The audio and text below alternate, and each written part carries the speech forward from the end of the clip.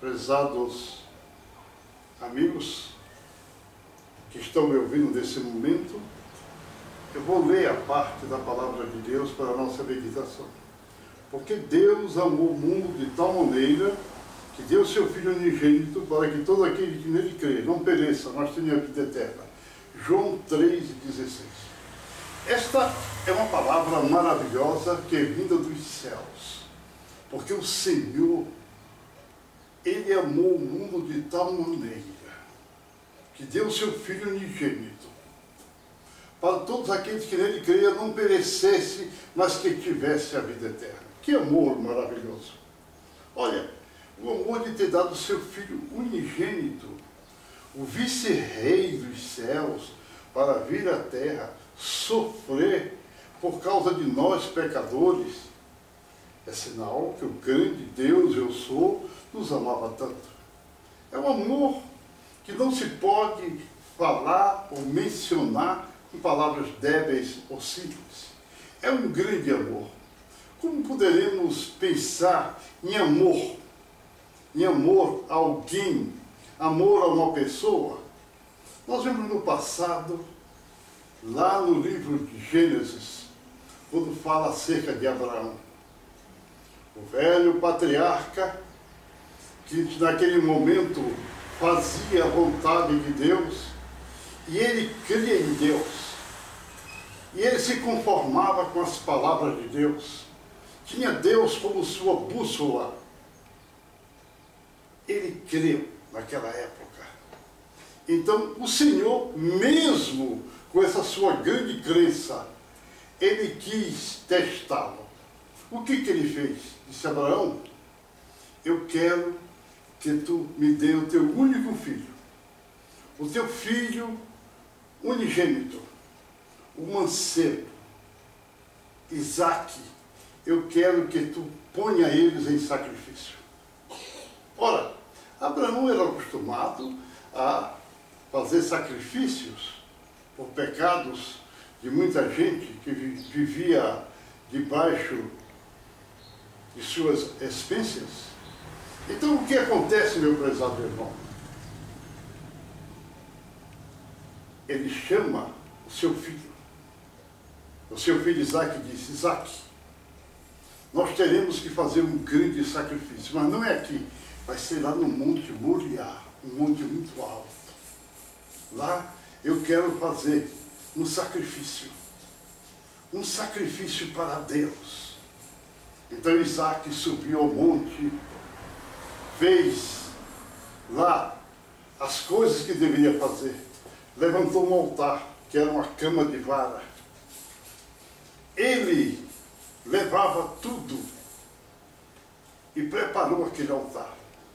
No dia marcado, o Senhor, Deus, falou com Abraão, e Abraão mandou albardoar um dos seus animais. E o que fez na sua mula? Colocou várias lenhas, várias coisas, e o jovem é quem fazia tudo isso. E mais outros servos ajudavam Abraão. Abraão sobe ao Monte Moriá, ao grande monte de Deus. Ele sobe. Seu filho ia na frente. E ele, naturalmente, o seu coração estava contristado, porque ele iria oferecer o seu filho como um sacrifício grande e importante, para naquele momento oferecer a Deus. Então, meu prezado que me assiste neste momento, veja que tão grande amor. Abraão cria em Deus, ele amava a Deus, então ele levou o seu filho, o jovem, mancebo, forte, acostumado a cumprir as ordens do seu pai. Então, o que aconteceu? Ele vai na frente, leva todas aquelas coisas para Moriá. Lá em Moriá, ele ajunta tudo, põe em ordem aquela cama de varas, coloca debaixo as lenhas, preparou tudo, tudo. E depois olha para Deus. Olha para Deus. Naturalmente o seu pensamento estava ligado com Deus. E vira-se ao seu pai e diz: meu pai, está pronto o altar. Está pronto todas as coisas. A lenha está aqui debaixo do altar. Tudo eu já preparei. O fogo está aqui. E o cordeiro? E o cordeiro onde está? Porque era costume de fazer os sacrifícios com o cordeiro. Abraão olha para o seu filho e diz: Deus para si cordeiro proverá. E olha, disse: meu filho, deita aqui. Deita-te nessa cama de vara, que é o altar. E o jovem obedeceu, deitou-se, ele amarrou, pegou o cutelo e chegou perante ele, levantando o cutelo para imolá-lo. Quando ele levantou a mão, uma voz bradou dos céus: Abraão, Abraão, não faças tal. Agora sei que tu amas a Deus.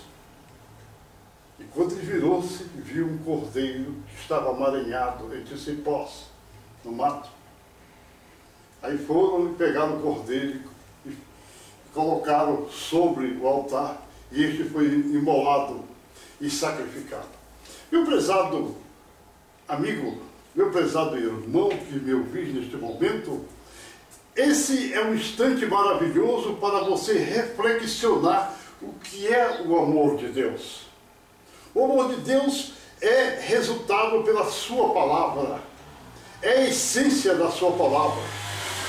O amor que a palavra de Deus fala lá em Coríntios, que diz que nós temos vários dons, Deus nos entregou vários dons, que é o dom de visão, o dom de revelação, o dom de profecia, o dom da fé e vários outros dons, mas tem o dom do amor. E este dom do amor, quando ele aparece, ele desfaz. Todos os outros dons serão paralisados. O que é o dom do amor? Você sabe? É a pessoa que pega seus bens e entrega para outros? É a pessoa que dá esmolas? É a pessoa que faz isso, aquilo, outro pelo seu semelhante? Ajuda os seus semelhantes? Não, meu amigo. Isso não é amor. Embora que o povo diga que isso é amor, isso são boas obras. As boas obras são coisas que nós devemos fazer. Mas o amor é a palavra de Deus. Quando você prega a palavra de Deus para alguém, você está transmitindo o amor de Deus para aquela pessoa. O amor de Deus veio por meio de sua palavra. Abraão ouviu a palavra de Deus. Ele tinha o amor de Deus. Então, ele pôs em prática. Você deve pôr em prática o amor de Deus. O amor de Deus é importante para a tua vida. O amor de Deus não é você oferecer bens para os outros.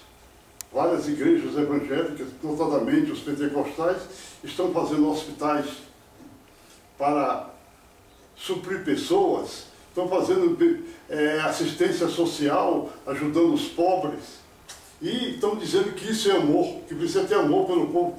Isso não é amor, isso são boas obras.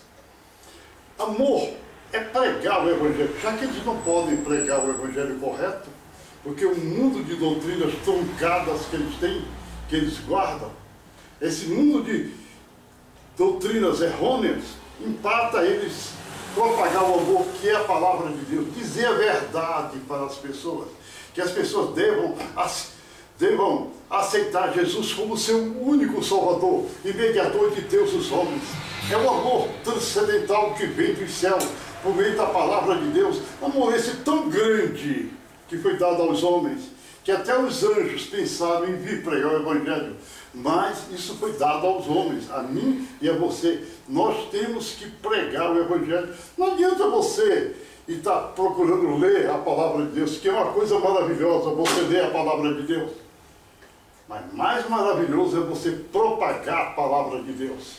Não vender a palavra de Deus por dinheiro, como muitos estão fazendo por interesse, dizendo que vão construir um grande templo e que querem fazer isso, aquilo, outro, que querem dinheiro do povo, tudo, e pedindo dinheiro do povo. Estão vendendo a graça de Deus. A palavra de Deus diz, dai de graça, o que de graça recebeste. Quando nós começamos a cobrar, pedir dinheiro para o povo, de forma vil, como os pastores pentecostais fazem, nós estamos jogando a palavra de Deus na lama. Nós precisamos ouvir dos céus a voz dos céus que diz, ide por todo o mundo, pregai o Evangelho a toda criatura. Ora, nós devemos fazer isto. Nós não devemos truncar a palavra de Deus e desobedecer a Deus, porque Deus proibiu todas as festas, inclusive de Pentecostes, Oséias 2:11. Mas você vai dizer, a minha igreja é pentecostal. Pentecostal é pecado você falar isso. O Espírito Santo não tem nada a ver com pentecostal. Ele desceu o dia de Pentecostes, mas não quer dizer que ele é pentecostal. Você precisa ser um servo de Deus. Você precisa dizer para a humanidade que o diabo vai morrer. Todos os inimigos de Deus morrerão, inclusive o diabo. E você quer servir, quer se entregar a Jesus para você herdar a vida eterna, para você ter a vida eterna. Porque para ter a vida eterna, precisa se entregar a Jesus, precisa seguir a Jesus. Se você não segue a Jesus, se você não ama o Senhor, como Abraão amou a Deus, o grande Deus o Senhor, Deus fez uma prova tão terrível com o seu próprio filho. Qual a prova que Deus pedirá de você? Você tem acesso a essa prova maravilhosa? O Senhor está te dando agora um pedido, fazendo um pedido. Ide por todo mundo. Não adianta você dizer para mim, olha, eu estou esperando um chamado de Deus, como que Deus vai falar no teu ouvido. Já passou a palavra, diz, ide por todo mundo. Ora, você precisa pregar, porque os pastores não estão pregando erroneamente. Os padres estão pregando erroneamente, com várias doutrinas e dogmas que são contrários à palavra de Deus. Você precisa pregar a palavra de Deus de modo correto. Se você quiser ser um remido, pertencer ao ministério da redenção, escreva-me. Escreva-me, eu te atenderei. No vídeo tem os meus endereços. Então eu estou nesse momento como pregador da redenção. Não é um título meu, pregador da redenção. É uma função que eu tenho, assim como João. João teve a função que ele era a voz que clamava no deserto. Eu tenho a função de ser o pregador da redenção, também preparando o caminho para a vida de Cristo. Senhor, abençoa todos que me ouvem neste momento. Abençoa todos que me ouvem. Salva essas pessoas, Senhor. Se você tem uma enfermidade, põe a mão nesse vídeo. Em nome de Jesus, eu repreendo a tua enfermidade. Amém, amém, amém.